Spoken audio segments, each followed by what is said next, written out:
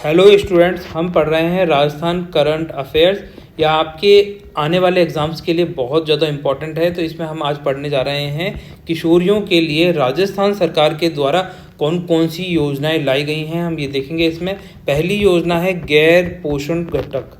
तो देखो, गैर पोषण घटक में क्या है।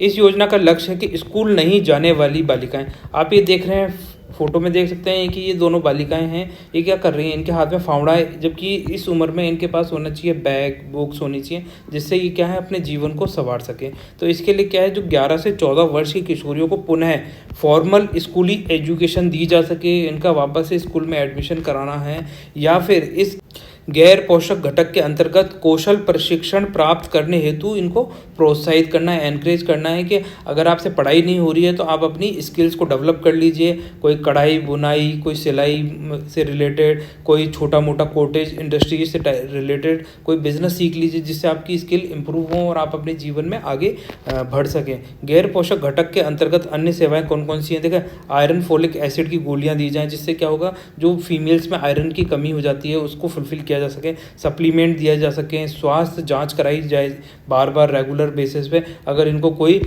हेल्थ प्रॉब्लम है, हेल्थ डिजीज़ ना हो, इस कारण से इनके स्वास्थ्य जांच होनी चाहिए। रेफरल सेवाएं देना, पोषक और स्वास्थ्य शिक्षा में इनको एनकरेज करना, जीवन कौशल शिक्षा, सार्वजनिक सेवाएं तक पहुंच के लिए परामर्श और मार्गदर्शन प्रोवाइड कराना कि आप अपने जीवन में कुछ लक्ष्य प्राप्त करना चाहते हैं और आपको हमारे द्वारा कोई मार्गदर्शन चाहिए, तो आप गैर पोषक घटक के द्वारा हमसे ये मार्गदर्शन ले सकते हैं। इस योजना में ये प्रोविज़न किए गए हैं किशोरियों के लिए। ये योजना है 11 से 14 वर्ष की बालिकाओं के लिए। आ जाइए नेक्स्ट देखते हैं, इंदिरा महिला शक्ति उड़ान योजना। देखिए स्टूडेंट, नाम पढ़ते ही पता चल रहा है महिलाओं को शक्तिशाली बनाना है, उनके जीवन में उड़ान भरनी है।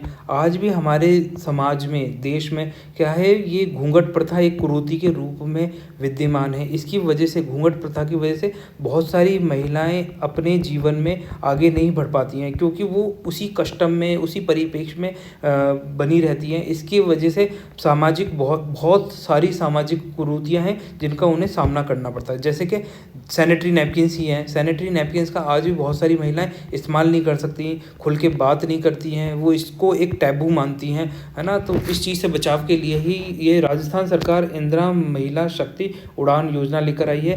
ये कब लेकर आई है, 19 दिसंबर 2021 को राजस्थान सरकार द्वारा लाई गई है। इसमें क्या है, प्रजनन आयु की लड़की और महिलाओं को सैनिटरी नैपकिन उपलब्ध कराना है, और इसके साथ साथ ही स्वास्थ्य और स्वास्थ्य प्रबंधन, हेल्थ इश्यूज से रिलेटेड इनको जानकारी देनी है कि अगर आप, है ना, ये सैनिटरी नैपकिन्स का इस्तेमाल नहीं करोगे तो आपको बहुत सारी गंभीर बीमारियों का सामना करना पड़ सकता है। इसीलिए ये सैनिटरी नैपकिन्स का इस्तेमाल करना सेफ़ एंड सिक्योर है। तो इसके बारे में महिलाओं और स्त्रियों को इसके बारे में अवेयर कराना है। अब ये देखिए, सैनिटरी नैपकिन किसके थ्रू डिस्ट्रीब्यूट किया जाएगा, ये महिला एवं स्वास्थ्य समूहों के द्वारा और नागरिक समाज संगठन के द्वारा सैनिटरी नैपकिन्स का वितरण किया जाएगा, और समाज में इसके लिए अवेयरनेस भी लाई जाएगी, महिलाओं को इसके लिए अवेयर कराया जाएगा। इस योजना का यही लक्ष्य है। आ जाइए नेक्स्ट देखते हैं, मुख्यमंत्री राष्ट्रीय योजना। देखिए, राज्य में क्या है, बालिकाओं के प्रति सकारात्मक दृष्टिकोण विकसित करने के लिए और राज्य में बालिकाओं के स्वास्थ्य और शिक्षा की स्थिति में सुधार के लिए मुख्यमंत्री राष्ट्रीय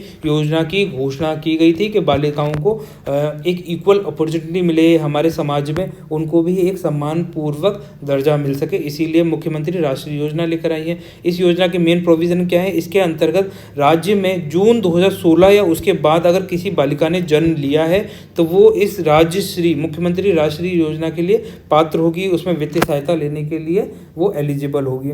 इसके अंदर क्या है, अभिभावक या संरक्षक को 6 किस्तों में 50,000 रुपये की राशि प्रदान की जाती है। ये बहुत ज़्यादा इंपॉर्टेंट पॉइंट है। आ जाइए नेक्स्ट देखते हैं, बेटी बचाओ बेटी पढ़ाओ। देखो, नाम पढ़ के ही आपको पता चल रहा है कि बेटी को बचाना है, फिर उसको पढ़ाना है। और इस तरह की स्कीम क्यों लाती है सरकार, क्योंकि कहीं ना कहीं समाज में इस तरह की कुरीतियाँ हैं कि बालिकाओं के जन्म से पहले ही, बच्चे के जन्म से पहले ही उनके लिंग का पता करना चाहती है जनता कि भाई ये लड़की होगी, लड़का होगा, क्योंकि सब लड़का चाहते हैं, सब अपने वंश को आगे बढ़ाना चाहते हैं। इसी तरीके की नैरो मानसिकता के साथ वो चले जा रहे हैं, बढ़े जा रहे हैं कि जैसे वंश नहीं हुआ, एक साम्राज्य हो गया और उस साम्राज्य को आगे फैलाना है।